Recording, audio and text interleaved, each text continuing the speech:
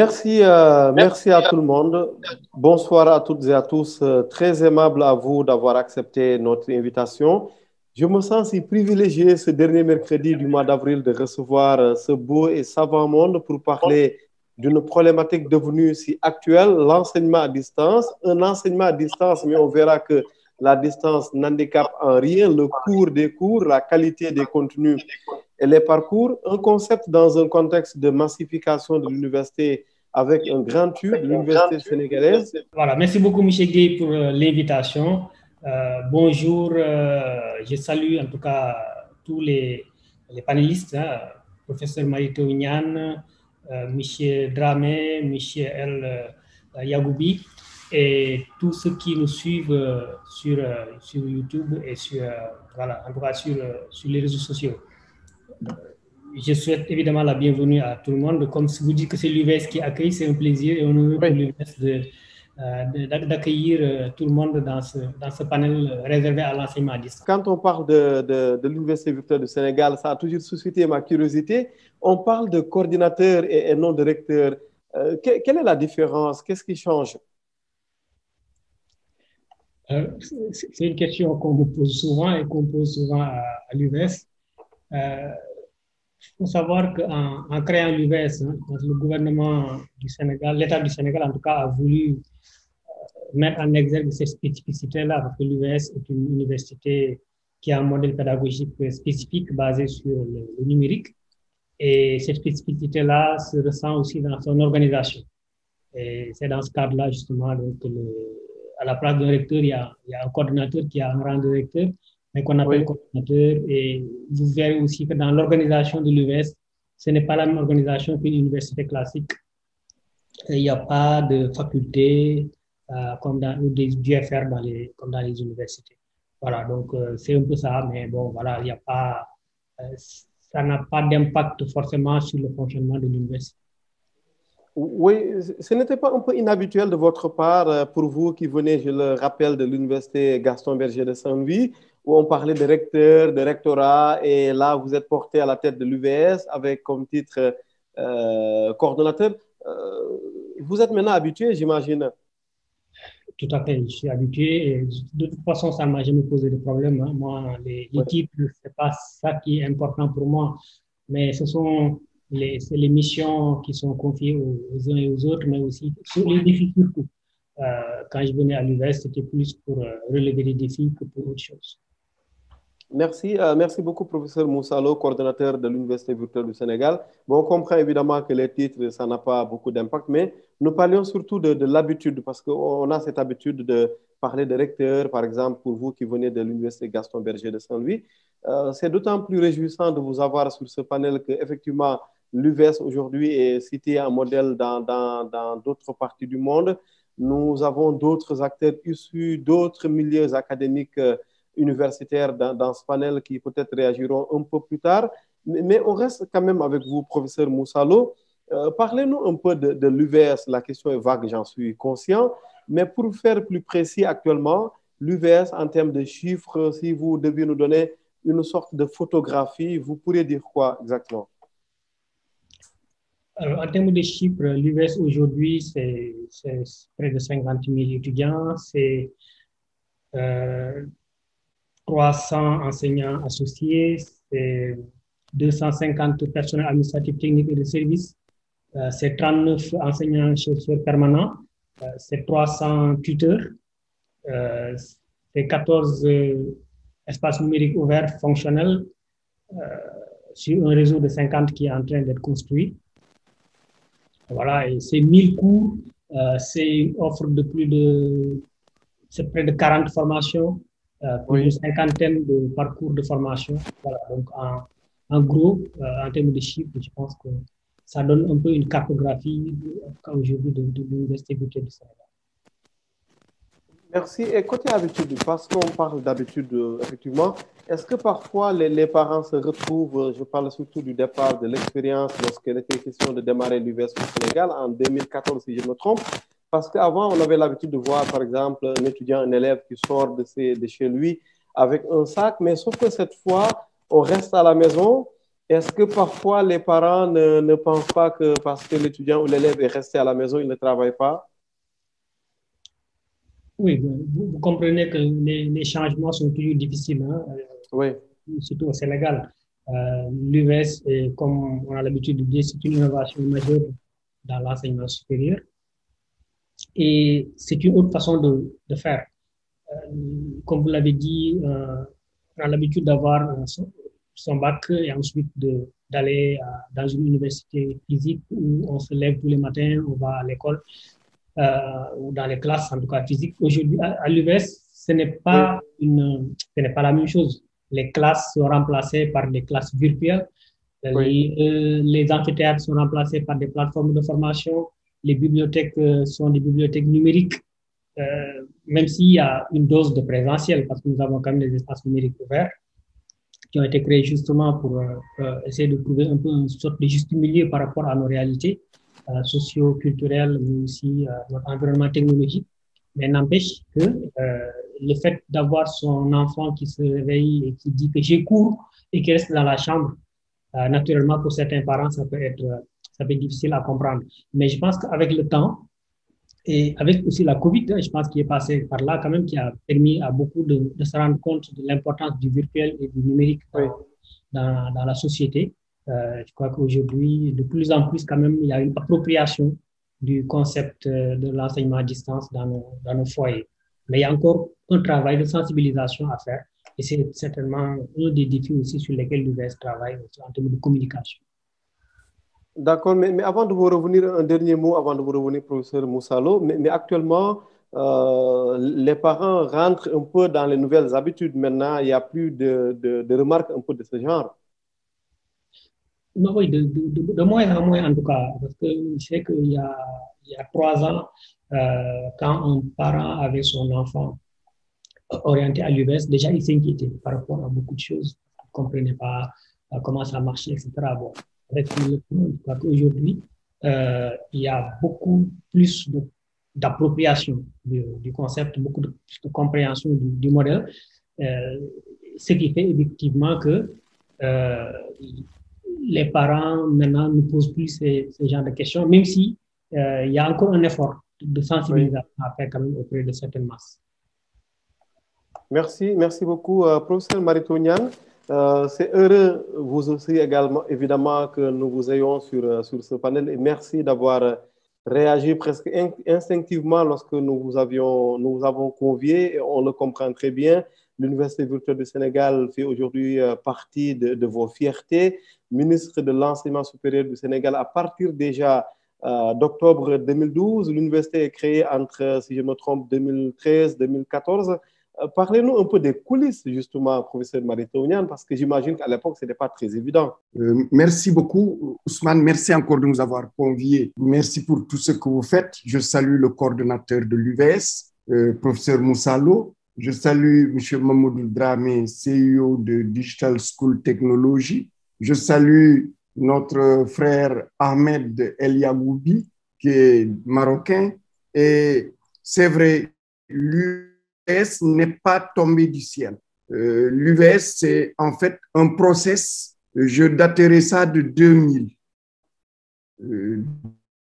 2000, c'était mon premier contact avec l'enseignement à distance. À l'époque, je mettais en place à l'UFR SAT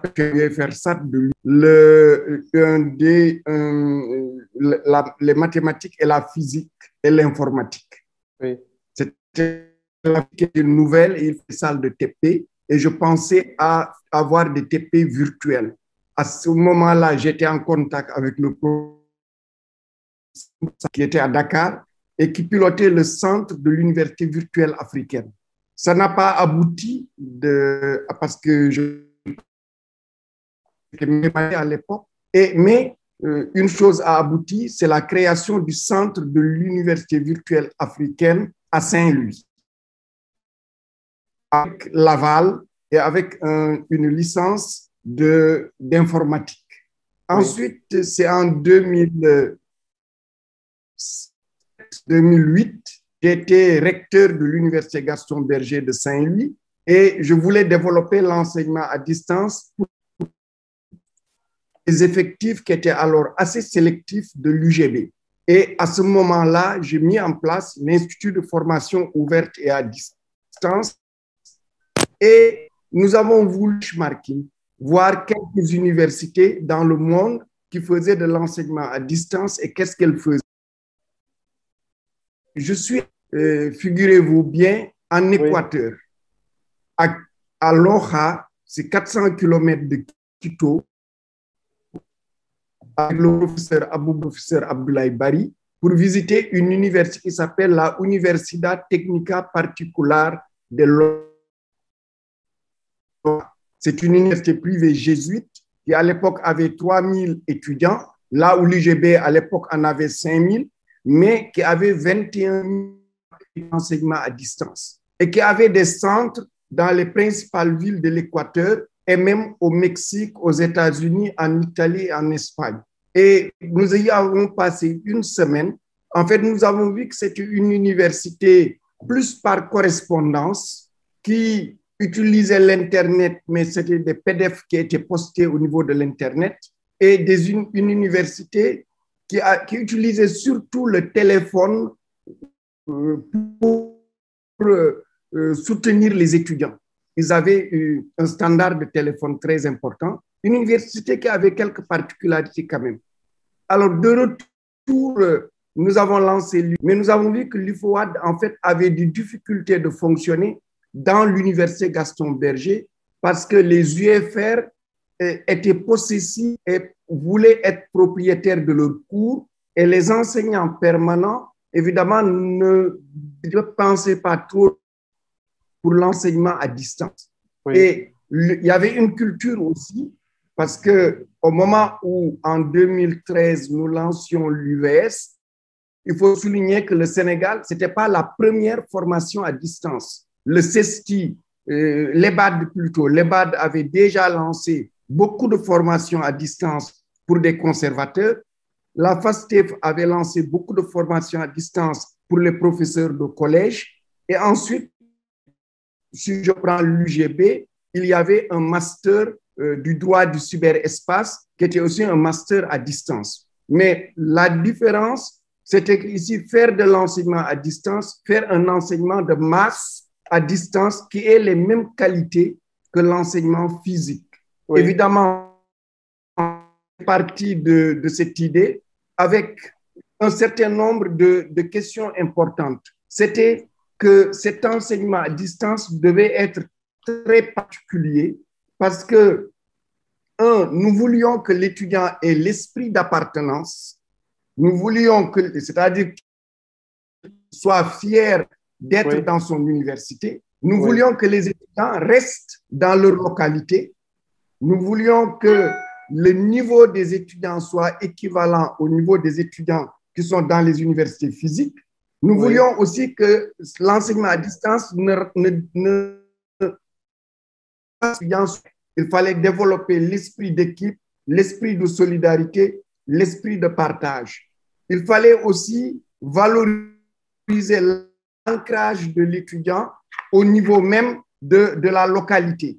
Il fallait que les examens aient la même crédibilité que les examens dans les universités physiques. Et enfin, il fallait que quelque part, on perçoive bien, tout à l'heure le corps, parce que c'est une question fondamentale, que l'enseignement à distance et l'enseignement présentiel sont d'égale dignité. Et donc, le 14 août 2013, le président de la République, M. Macky Sall, a validé le conseil présidentiel avec les 11 décisions du conseil.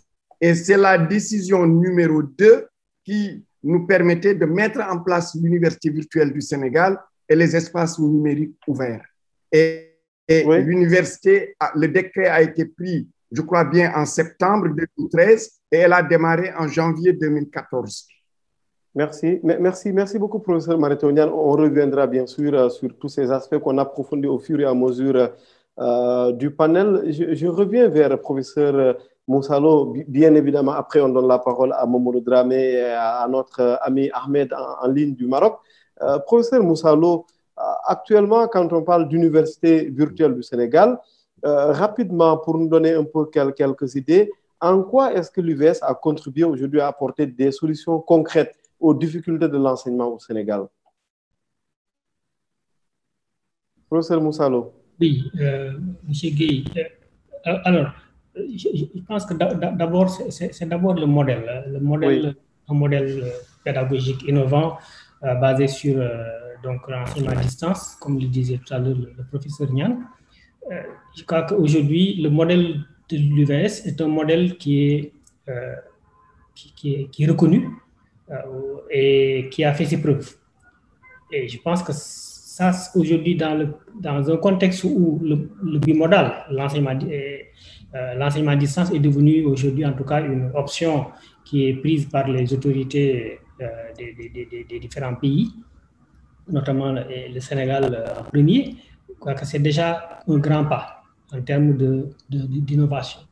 Maintenant, il y a aussi la question de l'accès. Je crois que l'UVS a beaucoup contribué à régler le problème de l'accès à l'enseignement supérieur.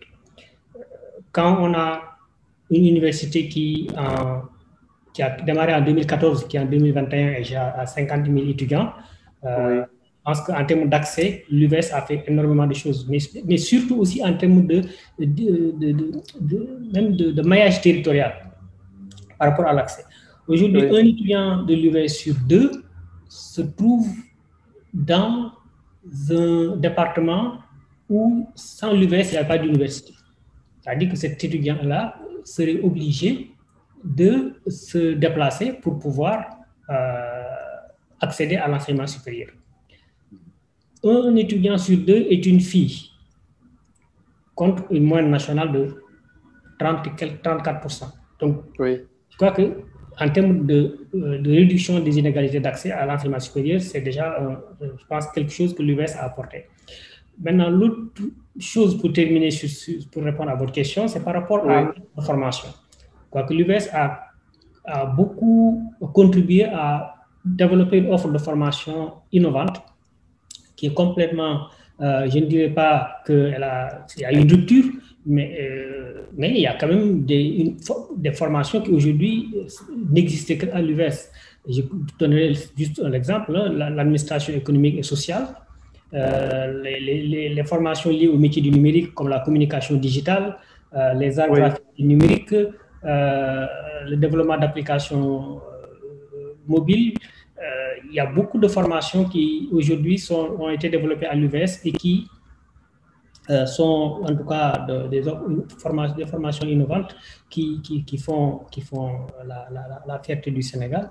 Et je pense que le fait aussi de permettre à des bacheliers littéraires d'accéder à ces formations qui sont liées qui sont généralement destinées à des bacheliers scientifiques. Quand c'était hier ou avant-hier, j'étais dans un panel avec des étudiants. Il y a un étudiant de l'UVS qui est aujourd'hui en master 2, je pense, et qui est ingénieur en informatique, c'est-à-dire aujourd'hui qui est développeur informaticien. Et il a un bac L. C'est-à-dire qu'il est parti d'un bac L, il a fait une licence à l'UVS et il est aujourd'hui en master d'ingénierie logicielle. Et cet étudiant, il est aujourd'hui, il travaille, il est embauché dans une entreprise. Donc, juste pour dire qu'il y a quand même beaucoup de choses sur lesquelles l'UVS a contribué, en tout cas, à opérer des ruptures en termes d'innovation pédagogique, mais aussi en termes de, tout simplement, en tout cas, pour contribuer à réduire les inégalités d'accès à l'enseignement supérieur. Merci beaucoup, professeur Moussalo, coordonnateur de l'UVS, l'Université virtuelle du Sénégal. On donne la parole à Ahmed, qui est du côté du Maroc, qui nous dit que le panel est trop sénégalo-sénégalais parce qu'il porte sur l'UVS, mais évidemment parce qu'on parle d'enseignement à distance aussi, et que c'est important qu'on ait un regard extérieur carrément sur la problématique. Ahmed, vous êtes du Maroc, comme je le dis. Je vous remercie déjà pour être en direct avec nous. Votre regard un peu sur l'innovation pédagogique actuellement dans un contexte de tout numérique, vous le voyez comment globalement? Alors, avant de répondre à cette question, donc merci pour l'invitation. Je tiens à répéter ce que j'ai dit à notre ami, monsieur voilà, le responsable. Hier, on en a parlé et on a décidé que, que la discussion porte sur les problèmes de l'enseignement à distance, les problèmes de la formation à distance, ce qu'il faut faire pour que la formation et l'enseignement à distance soient alignés sur le même label de qualité que l'enseignement et la formation en présentiel. C'est ce qui a été décidé. Oui, donc je me sens vraiment dérangé de me trouver dans un débat purement local. Donc c'est comme si je gêne, en toute sincérité. Hein. Donc je ne sais pas si... Alors, Oui. Ahmed, oui. Pendant qu'on y est, justement, vous allez voir qu'on parle d'une problématique universelle. Vous, aujourd'hui, quel est le regard que vous avez sur l'innovation numérique actuellement quand on doit gérer les masses et quand on doit mettre une meilleure offre de formation en lien avec les nouveaux métiers digitaux? Vous êtes un expert de la question au Maroc. Chez vous, vous avez réglé ces problèmes comment avec le numérique? Enseignement et numérique à l'heure actuelle, vous avez réglé ça comment? Voilà, merci. Je souhaiterais bien parler en général pour tendre des passerelles entre le Maroc et le Sénégal. Justement, c'est pour ça que vous êtes là. Vous êtes là pour ça, justement. Allez-y. Merci, c'est très bien. Alors, donc je remercie le président de l'université. C'est très important parce que j'ai toujours eu l'idée que le secteur privé de l'enseignement, aussi bien scolaire qu'universitaire, peut servir de locomotive à tout projet de réforme, à la concrétisation de tout projet de réforme de notre système éducatif africain. J'aurais souhaité que la discussion aille dans ce sens-là. Alors, l'innovation ne peut exister sans sans la recherche collaborative mettant en présence, mettant en contact, en synergie, aussi bien les professionnels de numérique, de la transformation digitale, que les professionnels de la recherche universitaire et les professionnels de l'enseignement scolaire. Une telle synergie est en mesure de voir comment avancer dans le label qualité que Monsieur le Président, dont Monsieur le Président a parlé tout à l'heure. Ça, c'est très intéressant. Alors, si vous permettez, ici au Maroc, le numérique et l'enseignement ainsi que la formation sont en pleine synergie.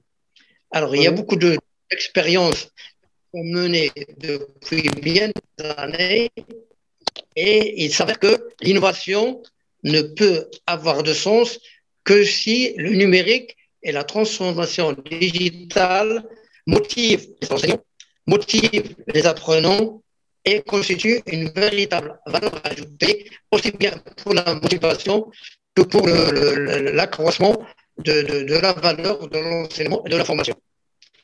Alors, j'aurais aimé, si vous me le permettez, d'un petit peu dans la lignée que j'ai en tête et qui était convenue avec M.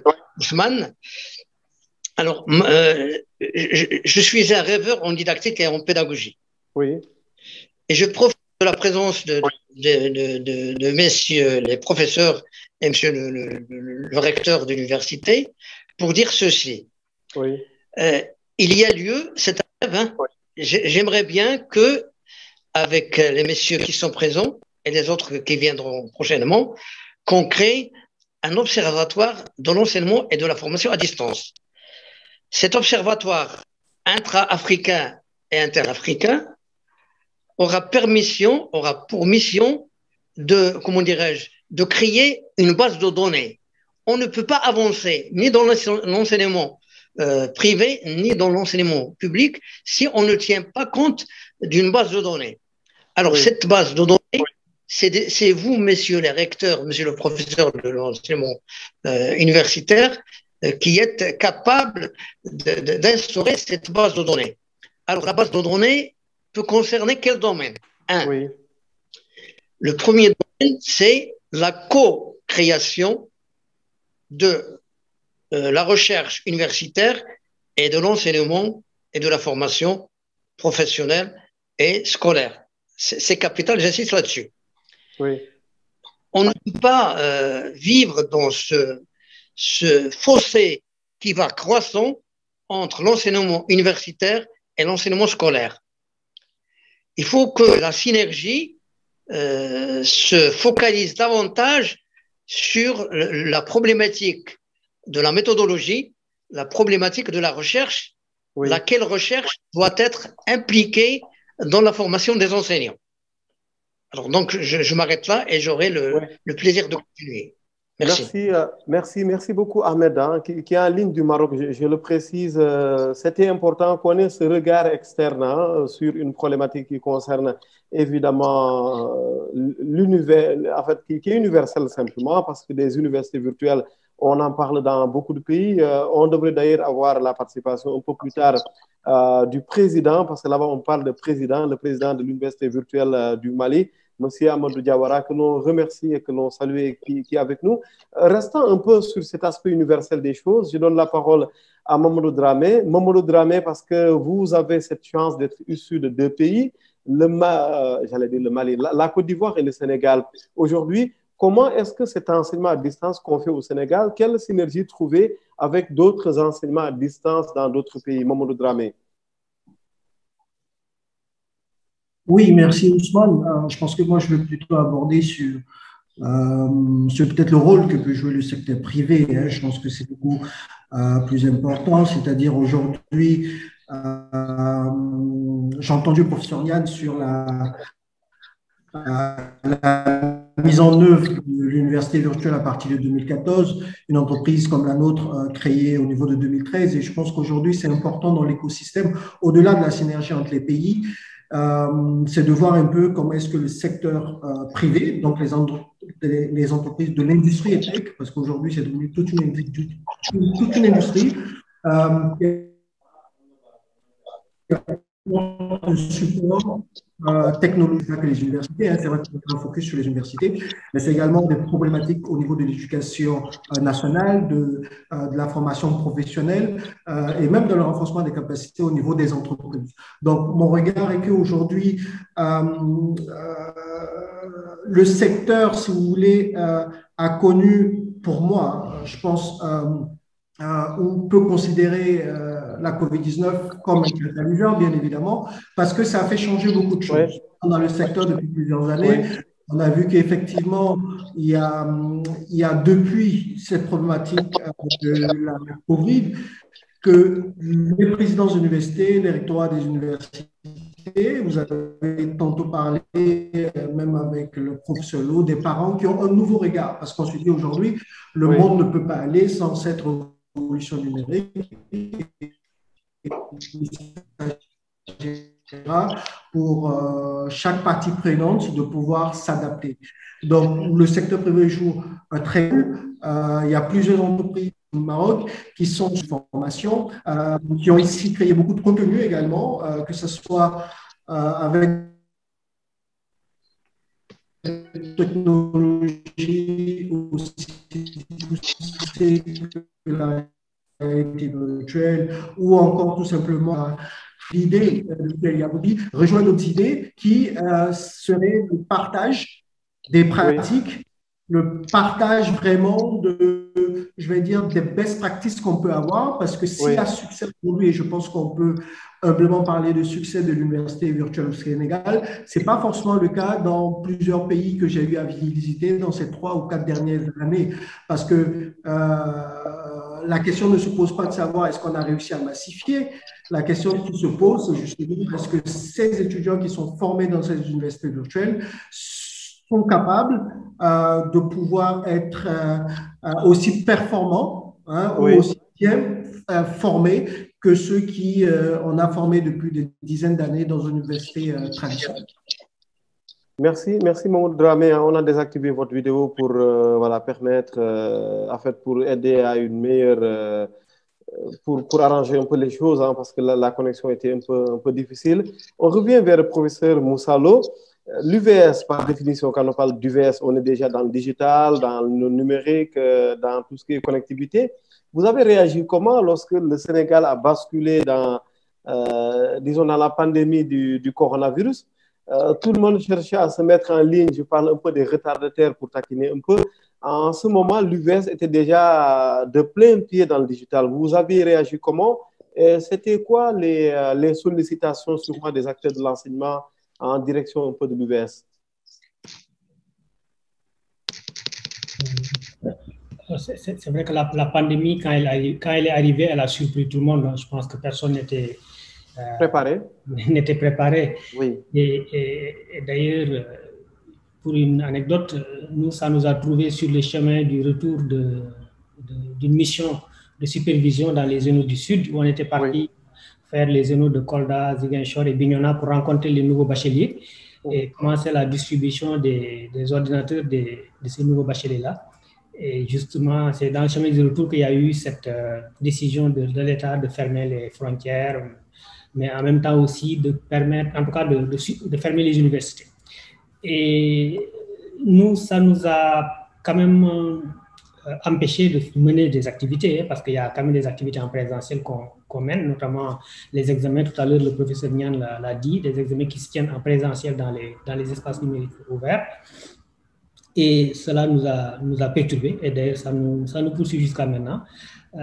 Mais sur un autre plan, ça nous a permis de nous rendre compte aussi qu'on n'avait pas assez poussé nos limites en termes d'usage du numérique, surtout côté administration. Et aujourd'hui, je peux le dire avec le recul, je pense que depuis le début de la pandémie, nous avons beaucoup privilégié le télétravail. Oui. Et le personnel qui était là, comme on avait un personnel qui est déjà bien outillé en termes d'usage du numérique, ça n'a pas été difficile. Et ça nous a permis en tout cas d'innover beaucoup en termes d'administration. Maintenant, par rapport aux sollicitations, justement, c'est vrai qu'il y a eu beaucoup de sollicitations de la part des autres universités, notamment aussi bien les universités du Sénégal, qui ont demandé à ce qu'on puisse les accompagner pour développer la formation à distance. Mais on était déjà en contact avec certains, comme l'UAM ou l'UCEN, avec lesquels on travaille dans le cadre de la mise en place de plateformes de formation. On a été plus sollicités. On a été aussi beaucoup sollicités pour mettre à disposition notre expertise technopédagogique, parce que nous avons des experts en technopédagogie qui accompagnent aujourd'hui nos enseignants pour la conception et la scénarisation des cours. Ces experts ont été beaucoup sollicités pour pouvoir accompagner les autres universités dans ce contexte-là, et ça a permis de former aussi bien des enseignants, ça a permis de former des enseignants aussi bien du supérieur que du secondaire. Par exemple, pour le ministère de l'Éducation nationale, c'est 200 enseignants de l'Éducation nationale qui ont été formés avec un soutien de l'UNESCO. Les formateurs des ISEP ont été formés, 48 ont été formés grâce à un appui de la coopération allemande. Voilà, donc il y a eu quand même beaucoup de sollicitations, mais aussi beaucoup de sollicitations pour organiser des webinaires et des colloques en ligne. Parce que beaucoup de colloques qui étaient prévus sur 2020 n'ont pas pu se tenir à cause de la pandémie. Il a fallu trouver d'autres solutions, et évidemment, la solution, c'était d'utiliser des webinaires. Et de ce point de vue, nous avons énormément été sollicités. Et jusqu'à présent, d'ailleurs, pas plus tard que la semaine dernière, nous avons tenu la deuxième édition du colloque des journées des économistes du Sénégal avec l'Université Alioune Diop de Bambey. Il y a quelques mois, on avait organisé un colloque avec l'Université Alioune Diop de Bambey sur l'informatique. Voilà. Et beaucoup aujourd'hui, en tout cas, de nos partenaires nous sollicitent pour accompagner nos activités dans le cadre de cette pandémie. Merci beaucoup, professeur Moussa Lo. On reviendra maintenant sur les difficultés. Parfois, il se pose effectivement quelques difficultés, comme dans toute organisation. Comment l'UVS gère cela? Comment l'UVS prend en charge un peu les différentes préoccupations des étudiants? Nous avons été assaillis de questions et on s'en félicite parce que ça montre l'intérêt que les acteurs ont pour ce webinaire et pour cette série de panels que nous avons lancé depuis maintenant 1 an. Beaucoup de questions pratiques en lien avec la marche de l'UVS, des assurances également demandées par les étudiants et l'ensemble des parties. On y reviendra. Ahmed, qui s'impatiente un peu parce qu'il nous dit qu'il a des urgences familiales, mais on le retient quand même pour quelques minutes. Ahmed, c'est important. Votre plaidoyer, on l'entend bien au niveau du Sénégal sur cette synergie entre les différents acteurs de l'enseignement. J'ai bien noté l'Observatoire de l'enseignement et de la formation à distance. En quoi, selon vous, une telle idée permettrait de faire avancer un peu l'enseignement à distance en Afrique? Très bien. Alors, je suis très sensible à la création de réseaux, au réseautage. Intéressant. Alors, ce panel-là est d'autant plus important qu'il nous permet de nous ouvrir sur d'autres expériences, d'autres cultures, d'autres façons de faire. Donc, c'est cette synergie-là qu'il faut mettre en valeur. Alors, ce réseau, ou plutôt cet observatoire, il est très important. On peut même continuer à creuser en profondeur pour arriver à un consensus là-dessus. La stratégie est bien présente dans mon esprit et je souhaiterais vous la soumettre après. Alors, le deuxième point, c'est l'importance de la recherche dans la formation des enseignants. Et puis, il y a également un autre problème concernant l'évaluation de l'enseignement et de la formation à distance. C'est là que la nécessité de la mise en application, en valeur de méthodologies numériques pour essayer d'opérationnaliser des applications et des logiciels qui sont en vigueur en matière d'évaluation interactive et numérique. Ça, c'est très important. Et puis, un autre point qui est important, c'est l'implication plutôt des parents dans l'accompagnement de leurs enfants, de leurs élèves, plutôt de leur progéniture, étudiants universitaires ou autres. Il faut donner l'importance dans ce que nous faisons ici, panélistes nous sommes, et après, il faut donner l'importance à ce qu'on appelle un module, école des parents. Le module école des parents a toute son importance.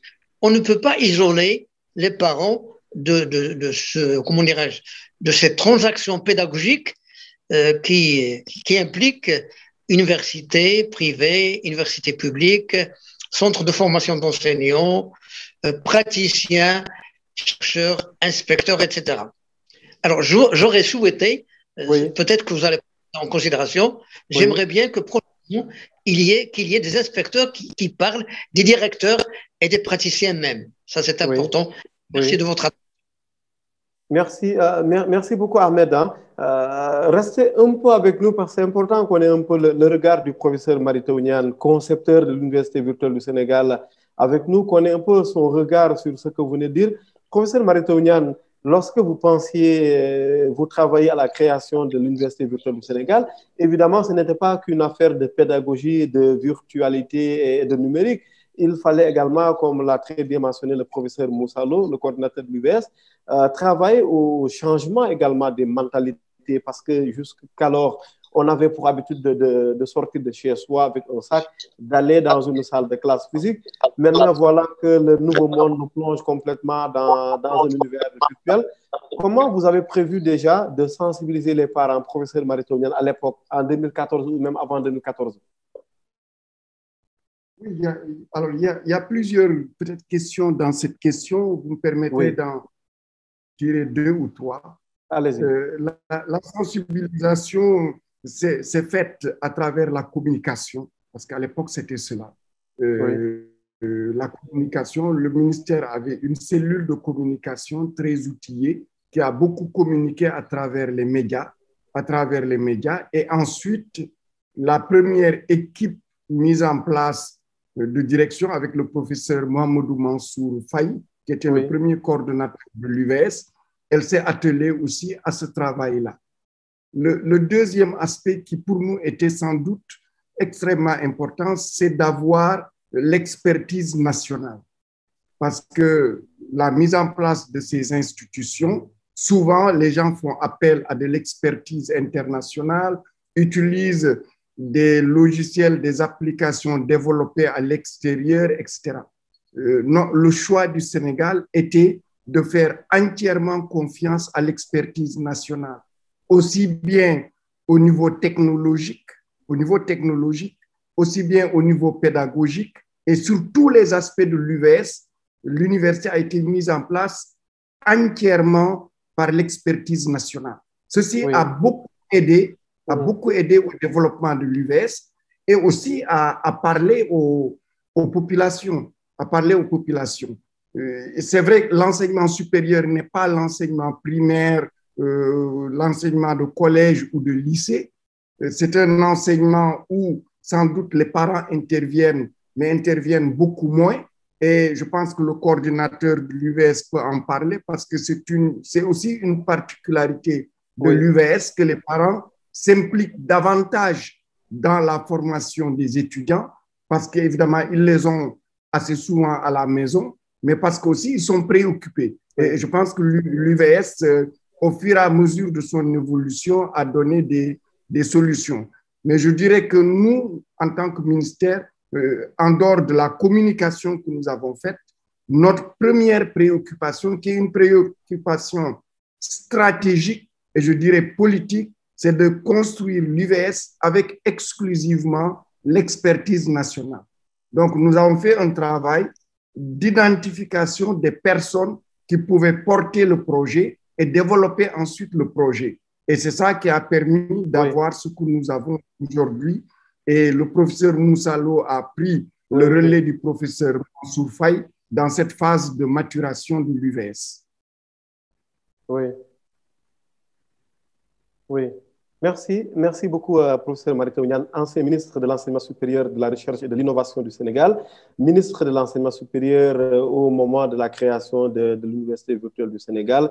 Je l'ai rappelé qui est l'une de vos plus grandes fiertés. Hein, ça, vous ne me le dites pas, mais je le comprends très bien. À suivre un peu vos différentes sorties, on comprend tout de suite le lien que vous avez avec cette université virtuelle qui est votre bébé, mais globalement, la passion qui vous anime quand vous parlez d'enseignement au Sénégal et ailleurs, et on le comprend très bien parce qu'évidemment, on ne peut pas se passer de l'enseignement et particulièrement de l'enseignement digitalisé dans un monde où de plus en plus on bascule complètement dans le numérique. Et comme le dit d'ailleurs le professeur Abdoulaye Cissé, que l'on salue au passage, le numérique n'est plus une option, il n'y a pas à choisir ou à ne pas choisir. On y est forcément, il faut voir comment évoluer. Un dernier mot à Ahmed qui nous quitte, parce que c'est important qu'on intègre un peu cette préoccupation, disons, de l'extérieur. Ahmed? Oui. Alors, je suis vraiment très content On vous dit au revoir et puis on vous aura dans d'autres panels. Oui, je suis là, oui, bien sûr, oui. Alors, je suis très ravi d'avoir monsieur le ministre et monsieur le coordonnateur. Donc, je suis le président également. C'est un honneur pour moi que de discuter avec des gens d'un tel calibre. Alors, donc, ce qui reste à faire est beaucoup, à toute son importance. Donc, j'aimerais bien rester en contact avec les pénalistes qui sont là pour mieux creuser et développer nos synergies. C'est un rêve, c'est véritablement un rêve. Alors, je remercie tout le monde. Et je remercie plus précisément M. Ousmane de m'avoir appelé, m'avoir convoqué à ce précieux panel. Donc, je suis fier et je tiens à...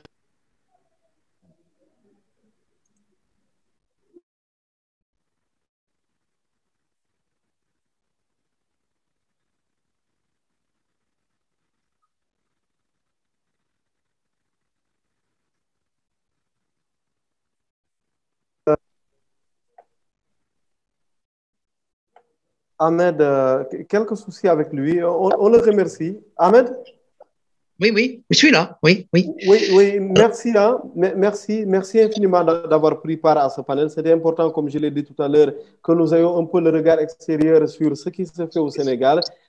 C'est la même démarche qui nous a guidés, qui nous a poussé à voir d'autres acteurs également. Merci, à très bientôt, Inch'Allah. À la prochaine, merci bien. À la prochaine. Bon. Merci. Je reviens vers Mamadou Dramé. Mamadou, rapidement, avant de redonner la parole au professeur Moussalo, pour parler, comme je l'ai brossé un peu tout à l'heure, de l'offre de formation, on n'en a pas encore parlé. Aujourd'hui, Mamadou, votre regard un peu sur l'offre de formation de l'Université virtuelle du Sénégal, est-ce que vous avez cette conviction qu'on est en plein dans les nouveaux métiers du numérique, comme on les appelle?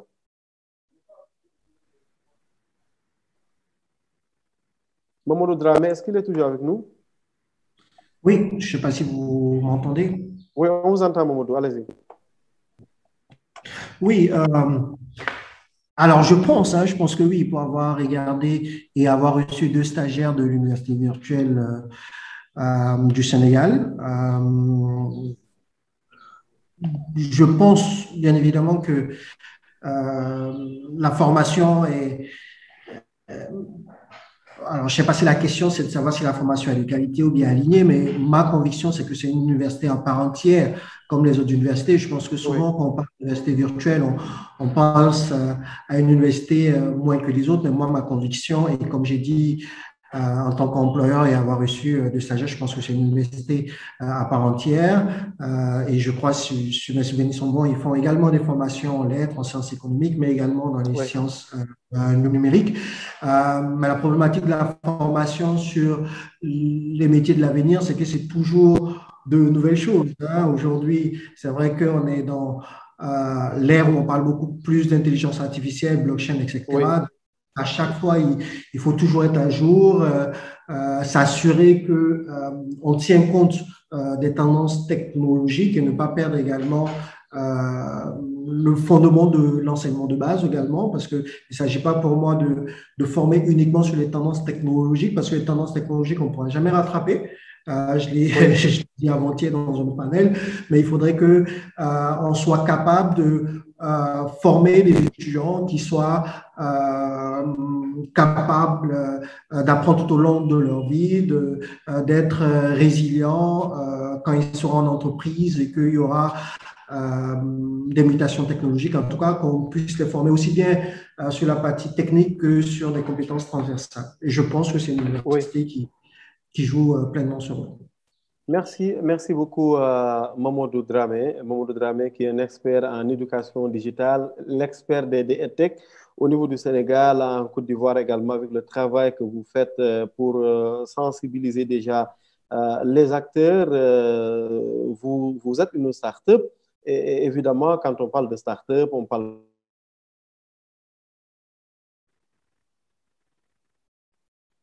d'agilité, on parle de... nous allons à présent passer la parole au professeur Moussalo. Professeur Moussalo, si vous nous entendez toujours, parlez-nous maintenant de l'offre de formation. On parle beaucoup d'intelligence artificielle, on parle de ce droit-là appliqué au numérique de plus en plus. J'ai couvert une rencontre comme ça avec des partenaires français, si je me trompe. Aujourd'hui, professeur, l'offre de formation, elle est comment chez vous? L'offre de formation à l'UVS, elle est organisée en 3 pôles de formation. Là, je parle de la formation diplômante.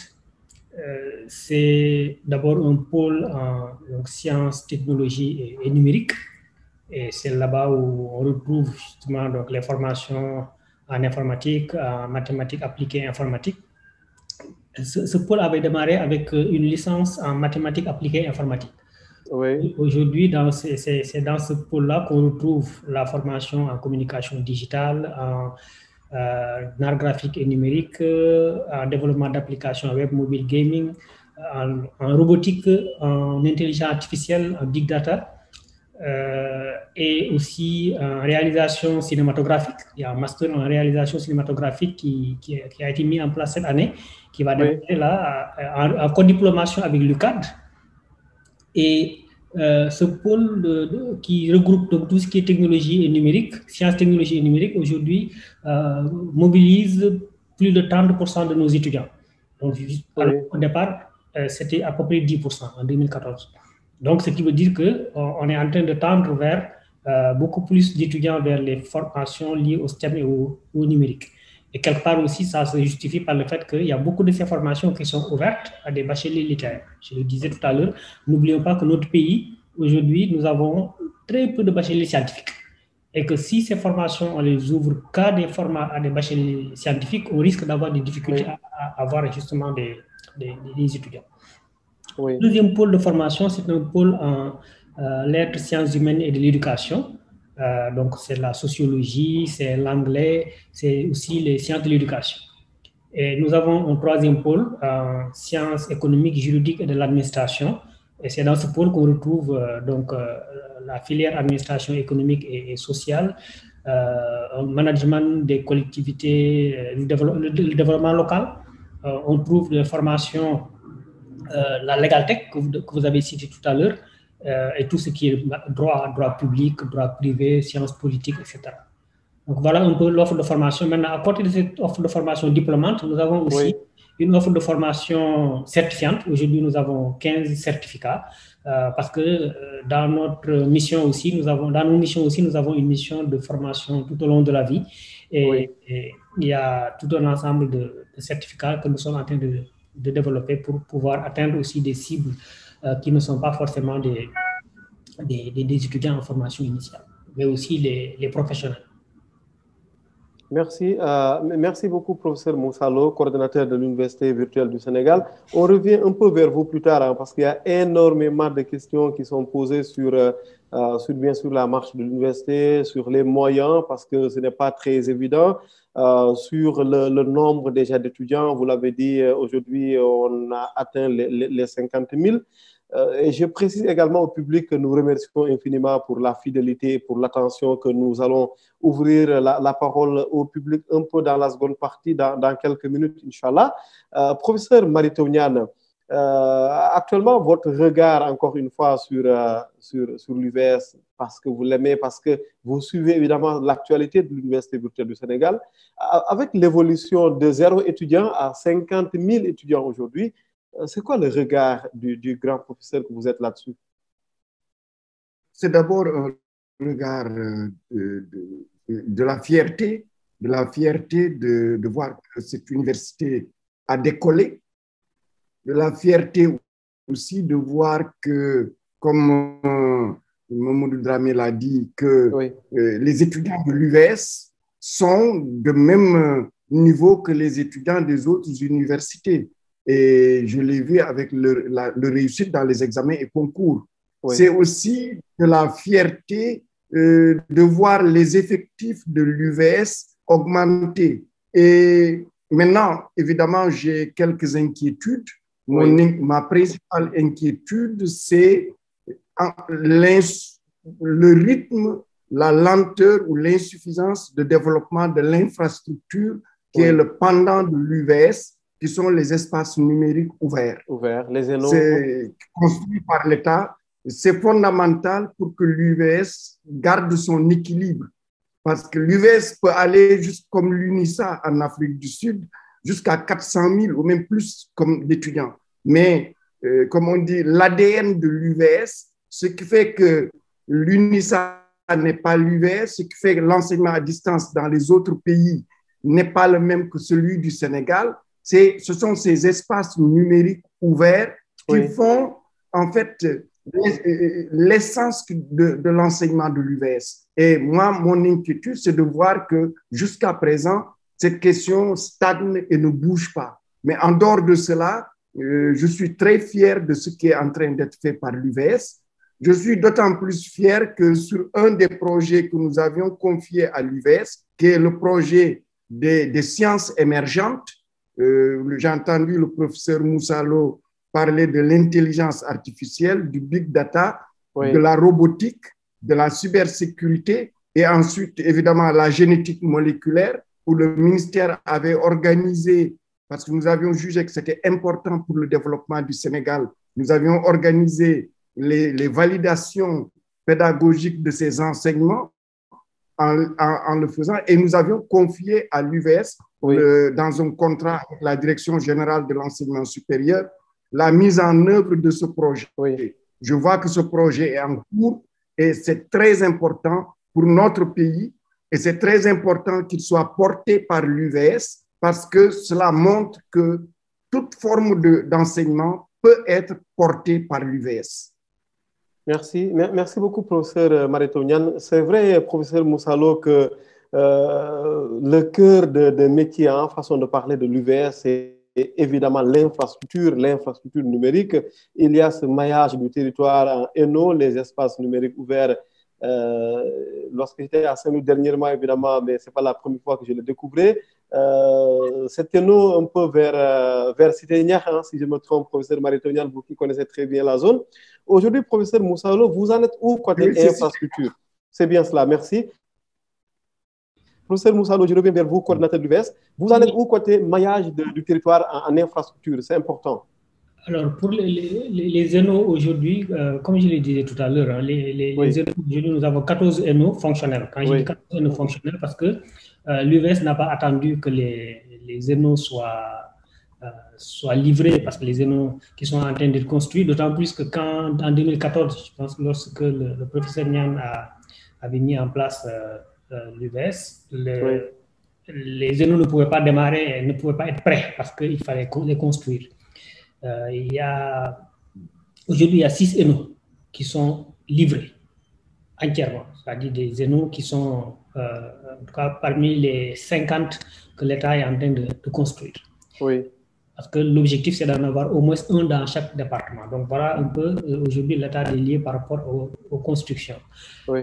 Maintenant, dans l'infrastructure numérique, il y a les ENO qui jouent un triple rôle, parce que l'ENO, au-delà de l'esprit d'appartenance dont a parlé tout à l'heure le professeur Niane, l'ENO, c'est le réceptacle des activités pédagogiques pour les étudiants, parce que c'est là-bas où ils font les examens, c'est là-bas aussi où ils viennent pour faire, par exemple, quand ils ont des problèmes de connexion chez eux, parce que certains sont dans des zones où il y a une difficulté de couverture, par exemple de la 3G ou la 4G, ils viennent à l'ENO. Mais c'est dans l'ENO aussi, c'est aussi un espace de socialisation pour les étudiants, ce qui est très important. Mais l'ENO aussi a un rôle en termes de service à la communauté. Oui. Mais au-delà de l'ENO, l'infrastructure ne se limite pas à l'ENO, il y a aussi les plateformes de formation.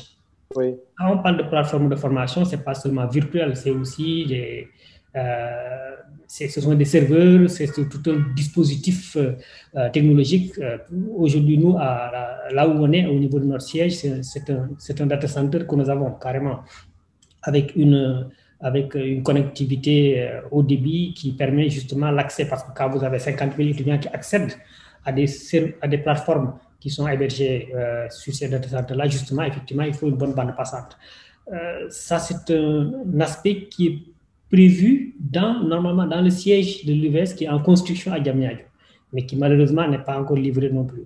Et donc, ce qui fait effectivement que aussi bien les ENO que le siège de l'UVS qui constitue l'infrastructure de base, aujourd'hui constitue une limite en tout cas dans le fonctionnement de l'institution. Et en tout cas, nous espérons que très rapidement, quand je sais qu'aujourd'hui il y a une reprise des travaux, aussi bien au niveau du siège que dans certains ENO, et nous espérons que dans les prochains mois, ces bâtiments seront livrés pour nous permettre de souffler, parce qu'aujourd'hui, effectivement, la plupart de nos difficultés sont liées à cette infrastructure-là. Parce que le nombre d'étudiants, vous allez être surpris, mais dans le plan stratégique de développement de l'UVS, le plan stratégique 2018-2022, le nombre d'étudiants qui étaient annoncés pour 2022, c'était 50 000 minimum en formation initiale.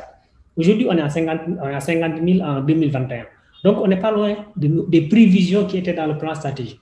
Mais par contre, là où il y a un problème, c'est justement que quand on parle de plan stratégique, c'est qu'il y a effectivement des objectifs, mais il y a aussi des moyens qui l'accompagnent. Et ces moyens-là, c'est ces infrastructures-là qui n'ont pas suivi. Un autre élément, le dernier élément par rapport à l'infrastructure numérique, c'est par rapport aux outils de travail des étudiants. Parce que l'État du Sénégal a fait un choix dès le départ de doter chaque étudiant de l'UVS d'un ordinateur et d'une clé de connexion avec un forfait mensuel. Donc aujourd'hui, les forfaits mensuels varient selon les opérateurs. Hein, ça varie de 5 gigas à 10 gigas par mois. Pour certains opérateurs, c'est 5 gigas avec un accès gratuit aux plateformes de formation. Pour d'autres, ça va, pour un des opérateurs, c'est 7 gigas par mois. Et pour l'autre opérateur, c'est 10 gigas par mois. Donc, il y a quand même un effort qui est fait de ce point de vue-là. Maintenant, parfois, il y a des retards. C'est comme cette année, par exemple, les bacheliers de 2020 qui constituent la promotion 8 de l'UVS attendent les outils de travail, les ordinateurs qui ne sont pas encore livrés par le ministère parce que la commande est faite par le ministère et qui les livrent à l'UVS. Aujourd'hui, nous sommes en attente de ces outils de travail-là et d'ailleurs, ça inquiète beaucoup les étudiants, mais ça inquiète aussi la communauté de l'UVS, tout simplement parce que en ce moment-là, on aurait aimé bien pouvoir commencer les cours pour ces étudiants-là. Mais en tout cas, je sais que le ministère est en train de faire de son mieux pour que ces outils soient disponibles dans les meilleurs délais, pour nous permettre en tout cas de pouvoir démarrer les cours de spécialité pour ces étudiants-là. Merci, merci beaucoup, professeur. Je comprends très bien la forte préoccupation des étudiants. Ils sont très, très, très nombreux à avoir envoyé des questions, à avoir réagi. Je me perds même un peu parfois dans les messages qui m'excusent très, très sincèrement. Mais j'en ai noté quelques que j'ai essayé de résumer. Le calendrier académique, notamment, et de ces questions-là, fait partie de ces questions qui reviennent régulièrement. Où en êtes-vous exactement? Où en êtes-vous par rapport au calendrier académique? Alors, très bonne question, parce que c'est une question qui, effectivement, est une question lancinante. Hein. C'est une question sur laquelle nous discutons beaucoup à l'interne, aussi bien entre enseignants, entre personnel administratif, mais aussi avec les étudiants. Il y a deux aspects qu'il faut séparer déjà. C'est que les 3 premières promotions de l'UVS ont démarré avec 1 an de retard. Je pense que c'était principalement lié aussi à la disponibilité des outils de travail qui ont fait qu'ils ont démarré avec 1 an de retard. Et cette année-là n'a pas pu être rattrapée. Donc, ce qui fait que ces étudiants, ils ont fait 4 ans pour avoir leur licence. C'est la promotion 1, les bacheliers 2013, bacheliers 2014 et les bacheliers de 2015. Et ce sont ces étudiants-là qui aujourd'hui sont en master, parce qu'ils ont quand même terminé leur licence. Aujourd'hui, ils sont en master. Ce retard-là est aujourd'hui, en tout cas, et c'est répercuté sur les autres, parce que nous nous retrouvons avec 8 promotions pour 5 niveaux. 8 promotions pour 5 niveaux. Donc, justement, effectivement, ça crée des embouteillages.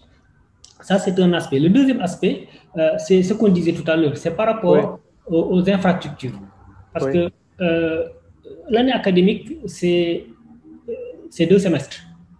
Un semestre, c'est une période où il y a des cours, il y a les activités d'enseignement-apprentissage qui, chez nous, se font sur les plateformes de formation. Et cela, généralement, ne pose pas de problème parce que les plateformes fonctionnent 24 heures sur 24, 7 jours sur 7. Mais après, il y a les examens, il y a une période d'évaluation. Les évaluations, il y a des examens de première session, il y a des examens de seconde session. Et ces examens se déroulent en présentiel. Même si l'année dernière, nous avons démarré un modèle avec permettre aux étudiants qui le souhaitent, en tout cas, de pouvoir le faire à distance chez eux, ceux qui se remplissent les conditions. Mais la plupart des examens se font en présentiel. Et puisque nous avons des ENO parce que souvent c'est des bâtiments que nous louons, mais aussi des lycées que nous sommes obligés d'occuper pour pouvoir faire les évaluations. Souvent, on les fait parfois, pour les lycées par exemple, on est obligé d'attendre la descente, notamment souvent à partir de 16 heures, pour faire les examens. Donc, lorsque les examens sont planifiés dans le calendrier académique pour, par exemple, 1 semaine, parfois ça peut durer 2 semaines, 3 semaines ou 1 mois. Parce que tout simplement, nous n'avons pas les capacités d'accueil physique qui permettent d'accueillir ces évaluations-là. Après, effectivement, il faut corriger, il faut délibérer. Et c'est souvent ça donc c'est le deuxième aspect qui amène souvent du retard. Maintenant, il faut quand même préciser que, à part les 3 premières promotions qui ont accusé ce retard de démarrage, les autres promotions, à partir de la promotion 4, c'est les bacheliers 2016. Les bacheliers 2016, aujourd'hui, ils sont en master, ils sont en train de terminer leur master 1. Donc, cela, ils ont une durée normale de cycle, c'est-à-dire que 3 ans en licence, ils vont avoir 2 ans en master. Pour la promotion qui suit 5, c'est pareil, ils sont en train de faire le L3, terminer la licence 3. Ceux qui sont les bacheliers de 2018, ils sont en train de terminer leur licence 2. Et donc, le retard aujourd'hui, c'est des retards de quelques mois. Et ce qu'il faut souligner, c'est que l'UVS, les personnels l'UVS fonctionne à feu continu. depuis son démarrage. C'est-à-dire qu'il n'y a pas de vacances. Parce que les gens sont conscients de ce retard-là et cherchent à trouver... À rattraper. À rattraper ce retard. Oui. Et ce qui fait que, moi, en tout cas, depuis que je suis à l'UVS, il n'y a jamais eu de vacances. On a tout le temps fonctionné à feu continu. Les plateformes fonctionnent tout le temps, les tuteurs fonctionnent tout le temps, les enseignants, c'est pareil. Ce qui est justement qui demande beaucoup de sacrifices et d'investissement de la part des uns et des autres. Donc, juste pour dire que, quand même, c'est vrai, il y a un calendrier académique qui aujourd'hui qui est complètement déréglé. Et ça, c'est un de nos défis les plus importants, en tout cas, sur lesquels nous travaillons beaucoup. Et tant que nous sommes dans la logique de promotion, c'est-à-dire que tant que nous avons ces 3 promotions, les premières promotions qui sont là, tant qu'on ne sera pas dans une logique de classe, parce qu'il faudrait qu'on arrive à une logique de classe. L1, L2, L3, L4, mais qu'on ne soit pas dans L1, il y a 2 promotions, etc. On va avoir ces difficultés-là. Mais je pense que cette année déjà, avec la sortie des 3 premières promotions, on va retrouver un rythme normal. Voilà. Une dernière question, bon, mais je termine par le panel, on est toujours avec vous, je précise, mais une dernière question avant de redonner la parole au professeur Marito Niane et à notre ami Mamadou Dramé. Vous donnez quel délai, professeur Moussalo, pour que tout rentre dans l'ordre? Je suis au courant évidemment de ce plan stratégique que vous avez mis en œuvre. Pour me répéter, vous donnez combien le délai, c'est combien de temps pour que tout rentre dans l'ordre, pour qu'il n'y ait plus de décalage sur les promotions, pour qu'il n'y ait plus de gros soucis, je ne dis pas de soucis, de gros soucis sur la connectivité. Le délai, c'est combien de temps? Alors, vous posez 2 questions différentes, parce qu'il y a le calendrier, il y a la connectivité. Oui.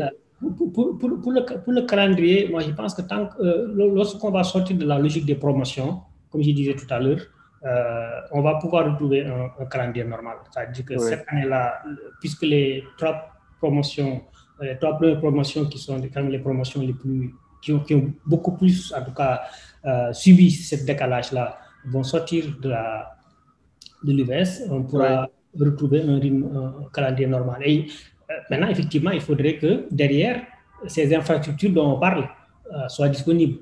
Je sais qu'aujourd'hui, avec la volonté, en tout cas, de l'État de terminer les chantiers, je pense que ça va se faire cette année-là. Donc, moi, je pense que, en tout cas, je suis optimiste. Cette année, je suis optimiste qu'on va arriver à ce qu'à partir de l'année prochaine, qu'on retrouve un rythme normal en termes de calendrier. Maintenant, pour la connectivité, je vais être moins optimiste parce que la connectivité ne dépend pas de l'UVS. Il y a des opérateurs téléphoniques, de télécommunications qui nous donnent la connexion. Mais tout ce que nous pouvons faire de notre côté, c'est de travailler avec les opérateurs pour que, déjà, sur la connectivité mobile, qu'on ait la meilleure couverture dans chacune des zones. C'est-à-dire qu'aujourd'hui, nous avons 3 opérateurs. Chacun des opérateurs nous dit, moi, sur telle zone, dans telle zone, voilà mes meilleures zones de couverture. Et sur cette base-là, on distribue les clés de connexion en se basant sur cette couverture qui est donnée par l'opérateur. Ça, c'est la première chose. La deuxième chose, c'est de faire de sorte qu'au niveau des zénos, qu'on ait un haut débit qui soit assuré. Et j'avoue que depuis des années, depuis 2 ans, 3 ans, on fait énormément d'efforts de ce point de vue-là pour que la connectivité au niveau des zénos, au départ, on avait des ADSL qui ont été remplacés par aujourd'hui des liaisons spécialisées par fibre optique, qui nous permettent d'avoir un haut débit au niveau de chacun des zénos avec des liaisons parfois qui vont jusqu'à 20 mégabits, jusqu'à 20 mégas. Voilà, donc je pense qu'avec tous ces efforts-là, avec l'appui des opérateurs, donc la connectivité, mais évidemment la couverture de l'Internet au niveau du Sénégal, c'est un autre, ça c'est quelque chose sur laquelle en tout cas nous travaillons aussi avec les opérateurs. Merci beaucoup. Un dernier mot avec vous avant de redonner la parole à professeur Marito Niane et Mamadou Dramé. L'UVS, l'Université virtuelle du Sénégal, établissement public évidemment. Pourquoi il n'y a pas cette synergie avec les grands acteurs du numérique au Sénégal? Présentement, je suis dans les locaux de l'ADIE. Pourquoi pas une synergie avec l'ADIE? Pourquoi pas une synergie avec le FDSUD, le Fonds de développement universel des télécoms, dont le cœur de métier, justement, c'est la correction un peu des impairs liés à l'inclusion numérique? Mais cette synergie-là, elle existe déjà. Ah, elle existe, d'accord. Oui, elle existe parce que l'ADE et l'ARTP, je pense que ce sont les premiers partenaires de l'UVS. Oui. L'ADE, parce que tout à l'heure, on parlait de la connectivité, mais aujourd'hui, les ENO ont une double connexion. Chaque ENO a une double connexion. Une connexion avec un opérateur, oui, mais une connexion avec le réseau de l'ADE. Donc, ce qui nous permet, lorsqu'il y a des problèmes sur l'un des deux, de pouvoir basculer sur l'autre. Ça, c'est une première chose. Dans le cadre du projet Smart Sénégal, Smart Education, l'UVS a bénéficié de ce projet-là avec l'ADE qui a aujourd'hui équipé beaucoup de nos bâtiments, notamment les centres multimédia que nous avons accueillis, etc., dans le cadre du PAISD. Donc, avec l'ADE, il y a effectivement une synergie. L'EFD Sud. Remercier. Pour le FD Sud aussi, le FD Sud, aujourd'hui, il y a des ENO, c'est le FD Sud qui les finance. Le professeur Maïtaounian pourra en parler certainement mieux que moi, que c'est lui qui avait signé une convention, mais il y a l'FD Sud avait signé une convention avec le ministère pour la construction de 8 espaces numériques ouverts. Aujourd'hui, je sais que les ENO de Kermassar, de Orkadiéré, de Oussouy et de Bignona sont financés par le FD Sud. Et le FD Sud est membre du conseil d'administration de l'UVS. Le président du FD Sud, le président Ali Kotondiaye. Ali Kotondiaye, oui. Il est membre du conseil d'administration de l'UVS. Et vous parlez du secteur de l'économie numérique dans la synergie entre l'UVS et le secteur du numérique. Mais dans le conseil d'administration de l'UVS, aujourd'hui, le ministère de l'économie et des télécommunications est représenté par le directeur des TIC. Son suppléant, c'est le directeur des télécommunications. Le président de Optique, Antoine Ngom, membre de notre conseil d'administration. Donc, il y a une synergie quand même c'est très bien alors. Voilà. C'est très bien. Donc, ça veut dire que la fin des difficultés, elle est pour bientôt. Hein. Je vois un peu les nombreuses mains levées dans le public. Hein. Je donne la parole au public dans quelques minutes. Professeur Maïtaounian, un commentaire, un regard sur ce que le professeur Moussa Lo vient de dire, peut-être des pistes de solutions pour vous, le concepteur, le papa, qui revient un peu à la maison aujourd'hui, même si vous n'avez jamais quitté la maison, façon de parler. Mais pour vous qui reparlez aujourd'hui publiquement de l'UVS aujourd'hui, vous avez des pistes de solutions, de sortie de problèmes? Disons que d'abord sur ce que le coordonnateur a dit, le FD Sud est un soutien important de l'enseignement supérieur. Il y a eu donc ce projet de financement de 8 ENO, dont les 4 que nous avions lancés avant de quitter. Ensuite, le FD Sud a appuyé aussi l'enseignement supérieur sur un autre volet important, qui était de payer l'abonnement à la bande passante pour l'enseignement supérieur. Et le FD Sud a fait cela. Donc, c'est très important. Alors, les difficultés, je crois que d'abord, ce sont les acteurs de l'UVS, avec le coordonnateur à leur tête, qui ont sans doute les solutions, parce que c'est eux qui vivent avec les étudiants ces différents problèmes.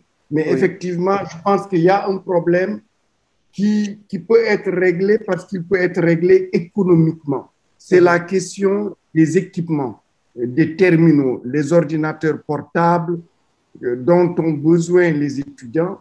Je pense que l'entrepreneuriat au Sénégal a quand même ici une opportunité d'installer au Sénégal des usines de montage d'ordinateurs portables. Parce que ceci aurait l'avantage de baisser le coût, parce que c'est le ministère qui paye, qui commande, ça coûte cher. Et je pense que ça permettrait aussi de les avoir disponibles. Et je pense que ça, c'est très important. Fabrication d'ordinateurs portables, fabrication de clés Internet, etc. Donc ça, c'est, je pense que très important. Le deuxième aspect, à mon avis, c'est l'accompagnement au niveau des opérateurs, puisque chaque opérateur a signé avec l'État du Sénégal un contrat. Je pense qu'il est important que l'État du Sénégal fasse respecter ces contrats pour que les parties blanches, comme ils disent, les parties sans Internet qui sont sur le territoire national, soient entièrement couverts. Je pense que c'est extrêmement. Il suffit de prendre la route nationale en allant à Saint-Louis. Vous voyez tout de suite qu'il y a des zones où il n'y a pas Internet.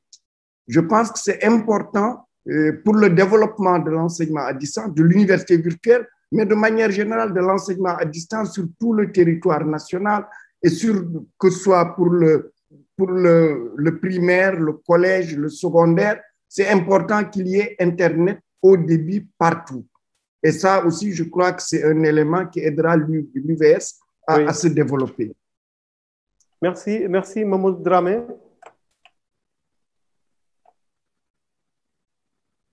Mamadou Dramé, qui va réactiver d'abord son micro. Hein. C'est sûrement l'effet du Ramadan, Mamadou. Non, ben écoutez, ça va, hein? pour ajouter quand l'actuel coordinateur et puis le père du projet disent, moi je pense qu'il n'y a rien à ajouter. Effectivement, je le dis souvent, pour adopter l'e-learning, il y a plusieurs gaps dans le gap technologique parce que souvent on pense qu'en adoptant l'enseignement en ligne, on casse que les barrières, je vais dire, spatiales et temporelles. Mais je dis, on va faire attention d'ériger d'autres barrières qui sont des barrières technologiques, socio-économiques et même psychosociologiques. Ça, c'est des choses à prendre en compte. Donc, quand on parle de technologie, c'est bien évidemment l'accès à l'infrastructure, que ce soit l'infrastructure au niveau de l'université virtuelle que de l'équipement des étudiants, que ce soit également l'accès, parce que l'une des belles choses au niveau de l'université virtuelle, c'est l'espace numérique ouvert. Je pense que c'est une très belle idée pour moi, parce que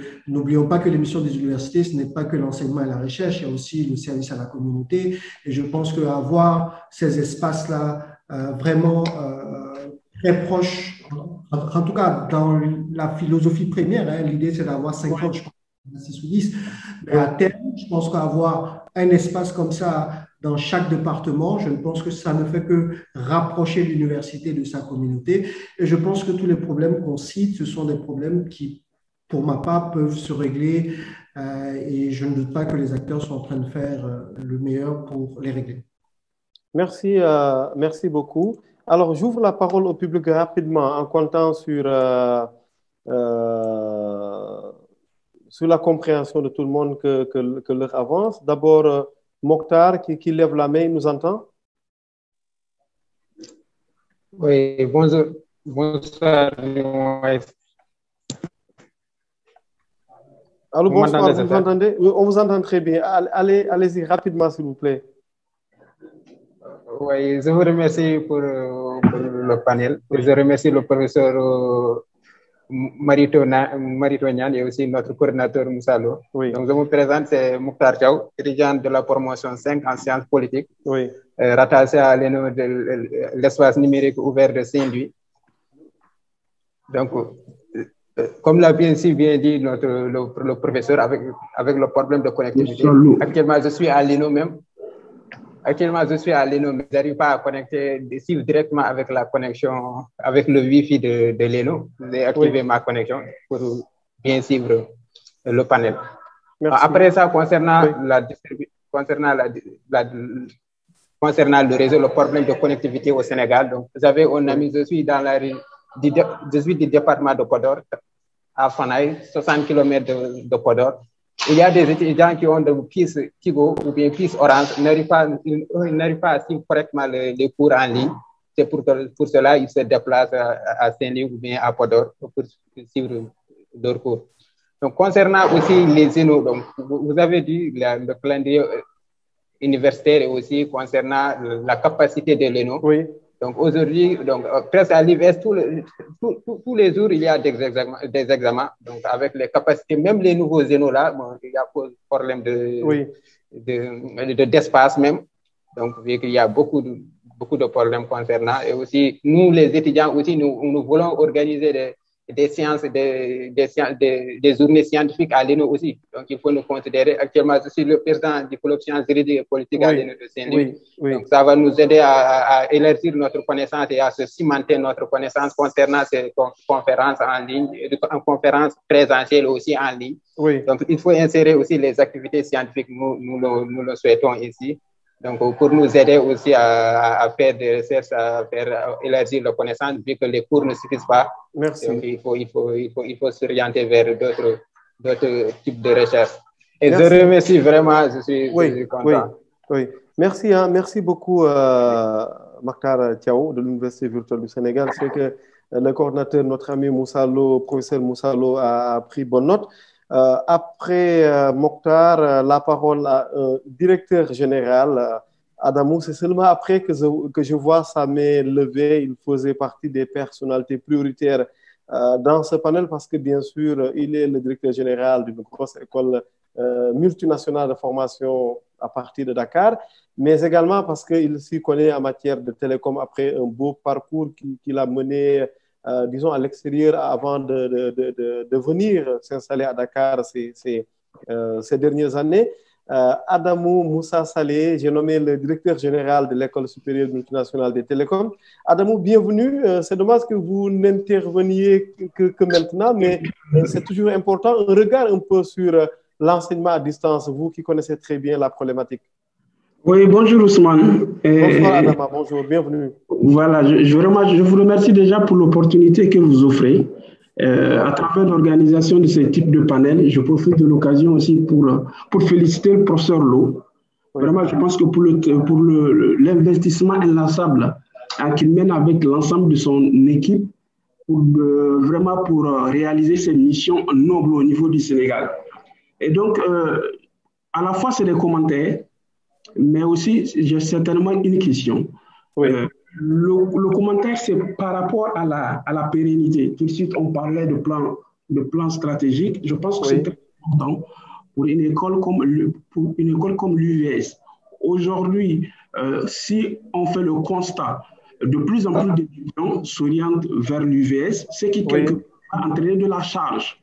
En fait, l'objectif derrière, c'est comment faire en sorte qu'il y ait un découplement des fonctions métiers pédagogiques et de la gestion des infrastructures, parce que c'est très important.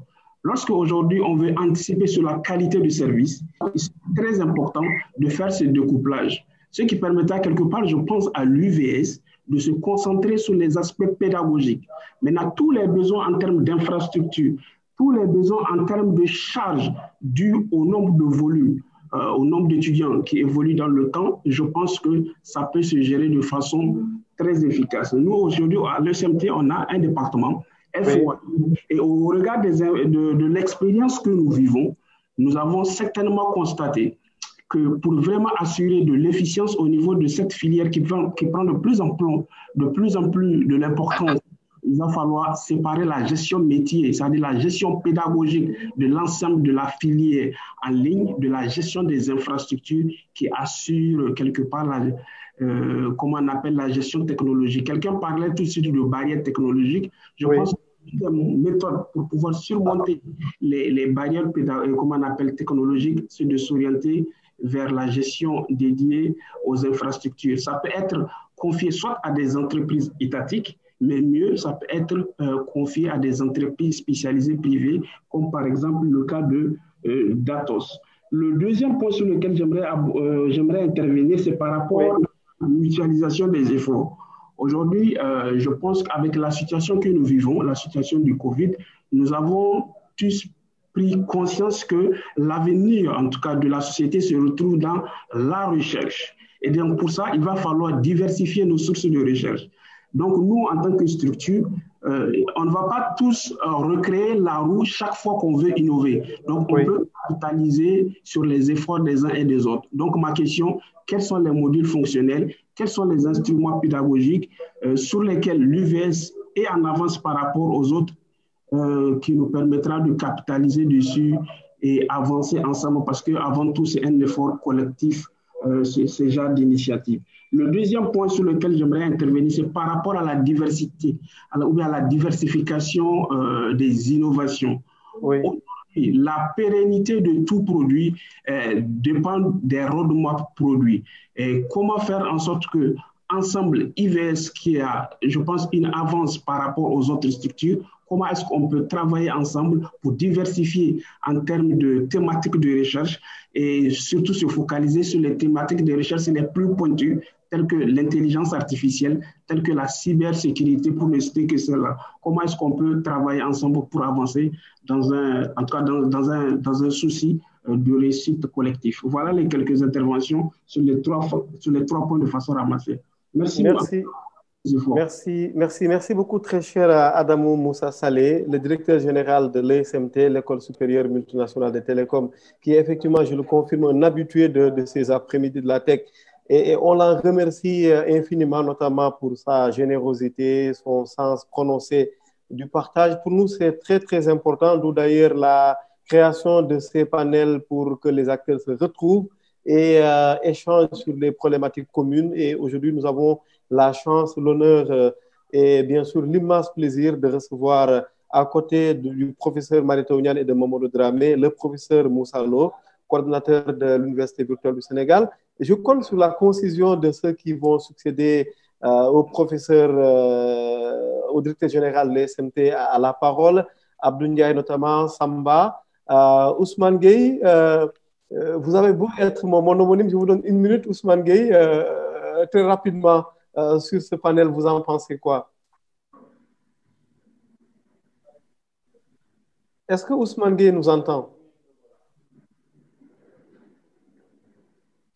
Ousmane Gueye qui est juriste, si mes infos sont bonnes, basé en France, très versé dans les questions de numérique, j'ai taquiné un peu.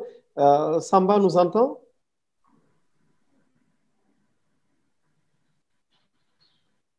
Apparemment, quelques soucis. Et pourtant, leurs micros sont ouverts. Abdou Ndiaye? Bon, je donne la parole à Mamadou Ndiaye, qui avait écrit notamment dans le panel et dans le champ de la conversation. J'invite d'ailleurs les panélistes à regarder également ce qui est écrit. C'est important. Est-ce que vous entendez? Oui, je vous entends très bien, oui. Bienvenue, Mamadou. En quelques minutes, rapidement.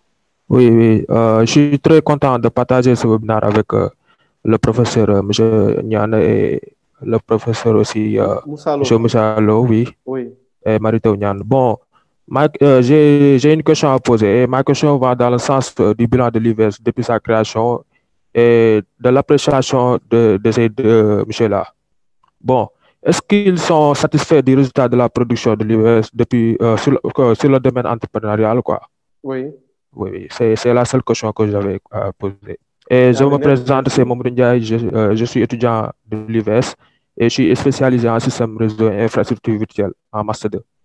Merci à Mamadou Ndiaye et à travers lui, à l'ensemble des étudiants qui se sont appropriés le panel parce qu'effectivement, si on fait un panel sur l'Université virtuelle du Sénégal et que les principaux bénéficiaires ne se sentent pas concernés, nous aurions éprouvé une certaine honte professionnelle. Mais heureusement qu'on n'en est pas arrivé là. Abdou Ndiaye, apparemment, il ne réagit pas. Professeur Moussa Lo, ça nous donne justement l'occasion, la chance de répondre de façon groupée à l'ensemble des préoccupations qui ont été soulevées jusqu'ici. Professeur Moussa Lo. Oui, merci Ousmane. Je remercie tous ceux qui sont intervenus, en particulier les étudiants, vos chers étudiants. Oui, non, je sais effectivement que les étudiants sont très intéressés par leur institution et ne ratent pas une occasion, en tout cas, pour poser des questions. Mais je les rassure que ce n'est pas la dernière fois qu'ils auront l'occasion de me parler. D'ailleurs, la plupart d'entre eux sont en contact avec moi sur les réseaux sociaux et j'ai moi-même souvent des rencontres avec les étudiants à l'UVS. Alors, la question, je vais commencer par la question du DG de l'ESMT que je salue au passage. Adamou. Ça fait un bon moment qu'on ne s'est pas vu. Je pense que c'est à cause de la Covid, on s'est rencontrés assez souvent dans les différentes activités. Je prends son intervention comme une invite à collaborer en vue de mutualiser. Je pense que c'est plutôt ça. Et j'espère qu'on aura bientôt l'occasion, en tout cas, de se rencontrer institutionnellement, que l'ESMT vienne nous rendre visite ou que l'UVS rende visite à l'ESMT pour partager nos expériences, mais aussi voir un peu comment mutualiser un peu les différentes choses que nous sommes en train de faire. Parce que comme il l'a dit, Aujourd'hui, tout le monde est en train en tout cas, de mener des expériences en termes d'enseignement à distance. Et il est temps de capitaliser pour chacun d'entre nous ce que les autres ont fait pour pouvoir avancer. Nous sommes tout à fait d'accord avec ces propositions. Mokhtar Thiaw de Saint-Louis, je crois que Saint-Louis, ils ont le plus bel ENO actuellement du Sénégal. Hein. Ça, mais merci, merci pour cette faveur à nous de Saint-Louis, n'est-ce pas, professeur Marito Niane? J'ai dit c'est une... Alors, je n'ai pas dit que professeur Marito Niane n'y est pour rien, ça je ne l'ai pas dit parce que... Non, je n'ai pas dit ça, mais j'ai dit que moi et professeur Marito Niane, nous sommes de Saint-Louis et que donc naturellement nous nous retrouvons un peu dans ce que vous voulez dire. Non, voilà. Mais sur les 6 ENO que nous avons réceptionnés, je pense que l'ENO de Saint-Louis aujourd'hui est peut-être l'ENO le plus... C'est le plus beau, il faut qu'on le rappelle, c'est le plus beau. Merci, professeur. D'infrastructure. Et je sais que les étudiants le fréquentent beaucoup. L'année dernière, d'ailleurs, au mois de février, on avait fait l'amphi de rentrée l'année dernière là-bas. Cette année, on avait prévu de le faire dans un autre ENO. Malheureusement, avec la pandémie, on n'a pas pu le faire. On va certainement le faire à distance. Mais ce que disait tout à l'heure Mokhtar Thiaw, au-delà du point de connexion, c'est lié à la fréquentation des ENO, taux de fréquentation. Je ne suis pas sûr que le professeur Niane, lorsqu'il pensait à l'UVS, aux ENO, il pensait que les ENO allaient être aussi bien fréquentés. Alors, les ENO aujourd'hui sont tellement fréquentés que les ENO, comme il l'a dit, hein, les ENO définitifs qui ont 400 places assises, parce qu'il y a 420 même places assises, sont rapidement remplis. Prix d'assaut. Oui, d'ailleurs, une question là-dessus, hein, professeur Moussalo. Est-ce que ce n'est pas un peu finalement drôle tout cela quand l'UVS, entre autres, je ne suis pas un spécialiste de l'UVS, mais quand l'UVS, entre autres, était créé pour régler en partie, hein, si je me trompe, corrigez-moi, le problème de la massification est que l'UVS se retrouve elle-même assaillie aujourd'hui.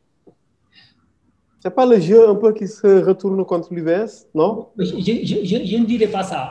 En fait, je crois que ce qu'il faut retenir dans ça, c'est le fait que, d'abord, les étudiants s'approprient leur ENO. Les étudiants sont très fiers de leur ENO et je pense que ça rejoint un peu le volet lié à l'esprit d'appartenance dont parlait tout à l'heure le professeur Niane, les ENO. Mais le deuxième aspect aussi, c'est le fait que les étudiants ont envie de se retrouver. Mais ça, c'est social. Ça justifie un peu aussi la création de l'ENO. Parce que si le Sénégal avait créé une université virtuelle en restant dans le modèle classique, hein, qu'on retrouve dans d'autres universités sans espace numérique ouvert, parce que l'enseignement à distance peut se faire sans espace numérique ouvert. Le fait de créer cet espace numérique ouvert, c'est aussi parce qu'on a tenu compte de notre particularité socio-culturelle, cette envie toujours de se retrouver, etc. Je vous dis que lorsque la pandémie est arrivée et que nous avons fermé les zones pendant 3 mois, mais les étudiants n'arrêtaient pas de nous dire mais quand est-ce que les zones vont être ouvertes. Et dès qu'il y a eu la restriction des mesures, mais ils ont sauté sur l'occasion pour demander qu'on ouvre les zones. Effectivement, il fallait les ouvrir avec des gestes barrières, avec beaucoup de précautions, etc.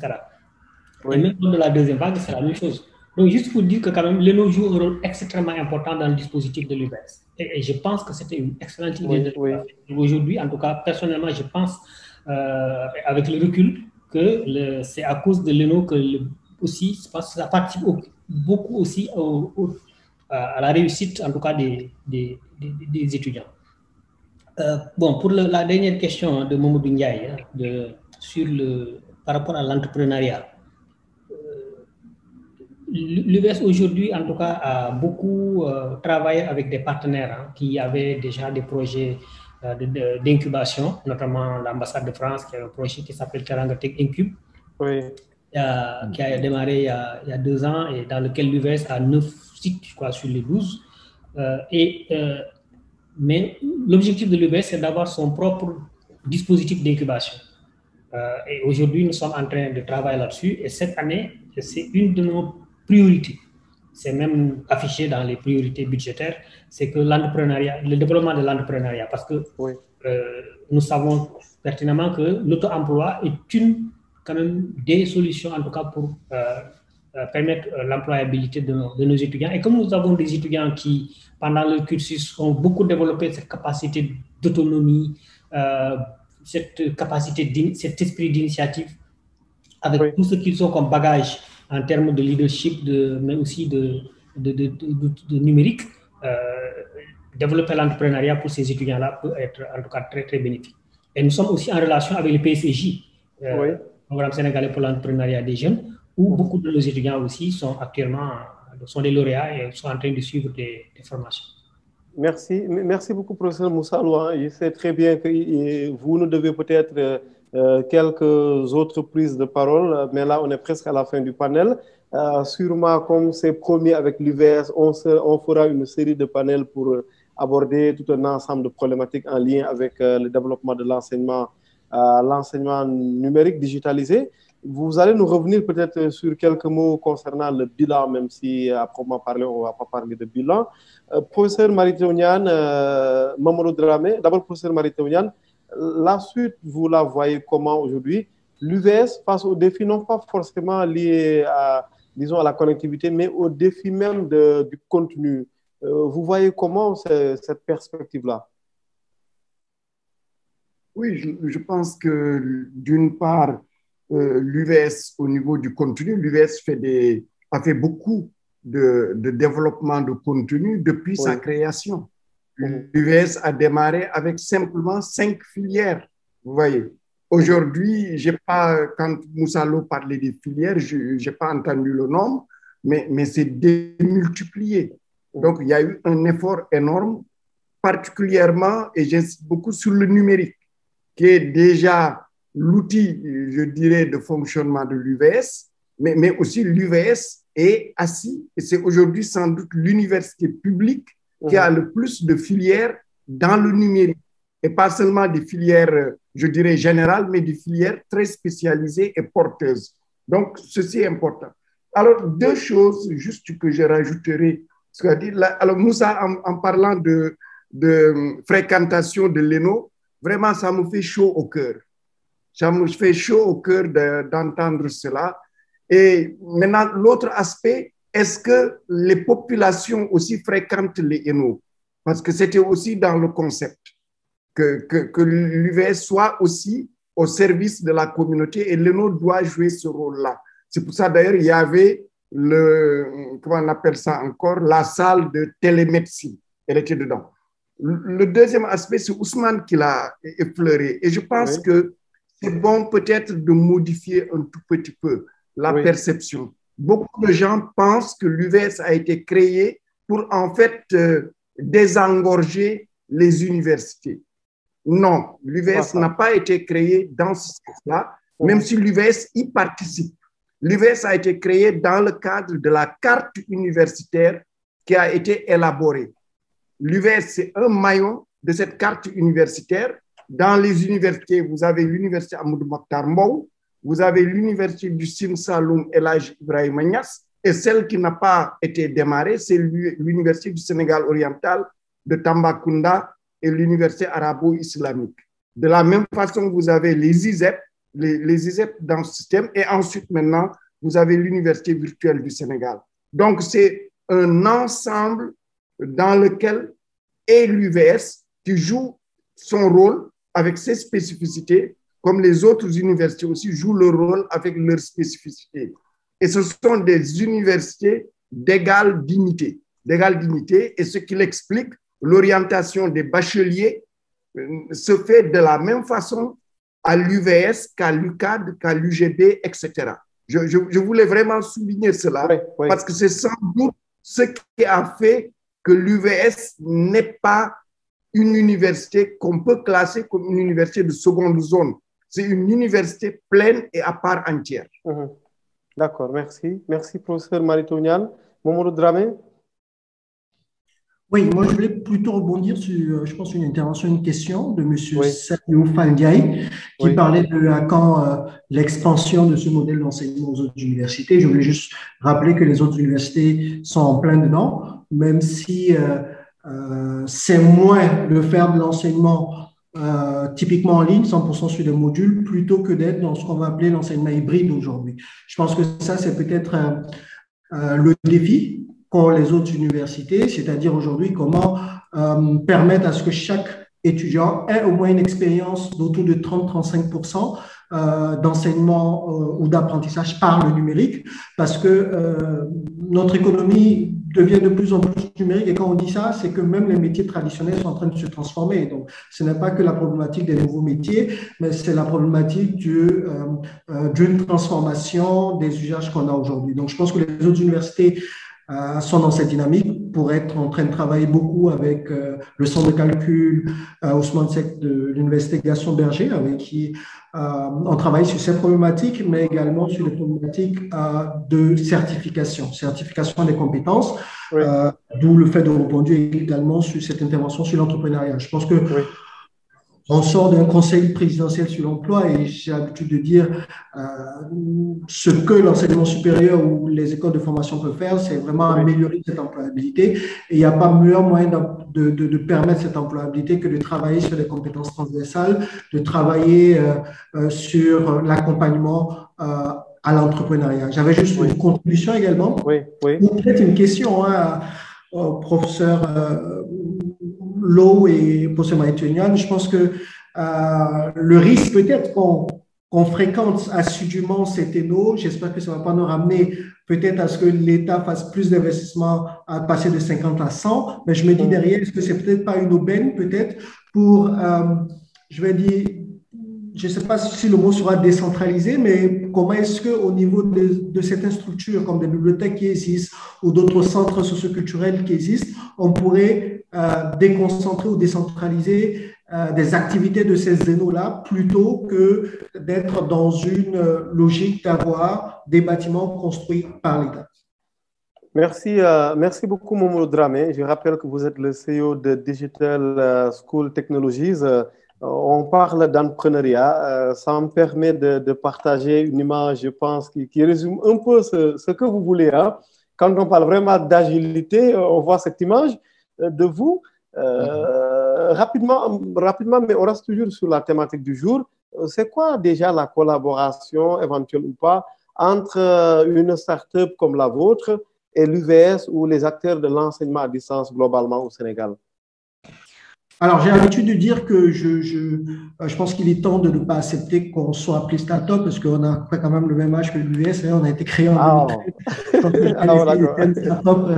À ceux qui ont été créés les 2-3 dernières années. Et puis, notre rôle, c'est plutôt d'être une entreprise de services numériques au service de l'apprentissage par le numérique. Ce qu'on a fait de façon concrète, par exemple, avec le centre de calcul dont je disais, quand la pandémie a commencé, ils avaient plusieurs plateformes qu'ils utilisaient et nous, on a travaillé à pouvoir intégrer 2 plateformes notamment qui servaient à l'enseignement en ligne. On a également travaillé avec eux pour la fourniture d'un certain nombre de licences parce que là, c'est vrai qu'on parle de pédagogie, mais on a toute une problématique de technologie. Et je pense que Monsieur Adamou, qui est le DG de l'STMT, l'a dit, on va jusqu'à dans la problématique de réfléchir comment est-ce qu'on arrive à gérer ces infrastructures-là, comment est-ce qu'on arrive à peut-être confier la gestion des infrastructures à des privés. Je pense que d'autres ne seront pas forcément d'accord. J'ai vu dans les commentaires, on parlait même